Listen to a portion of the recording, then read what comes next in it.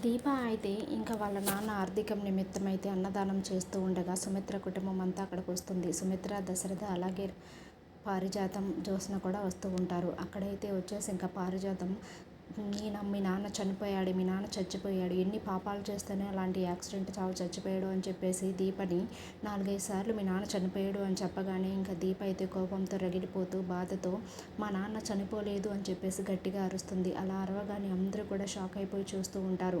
అప్పుడైతే శ్రీధర్ అయితే ఏంటి దీప ఏం మాట్లాడుతున్నావు, మీ నాన్న చనిపోయాడనే కదా ఆర్థికం అని చెప్పేసి అన్నదానం చేస్తున్నావు, మళ్ళీ మీ నాన్న చనిపోలేదంటావేంటి అని చెప్పేసి శ్రీధర్ అంటూ ఉంటాడు.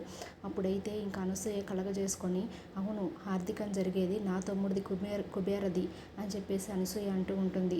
భలే మాట్లాడుతున్నారే మీరు, కుబేరది అంటారేంటి, దీప తండ్రి కాదా అని చెప్పేసి అనసూయ అంటూ ఉండగా కాదు అని చెప్పేసి అనసూయ గట్టిగా అరుస్తుంది. ఒక్కసారిగా అందరూ షాక్ అయిపోతూ ఉంటారు.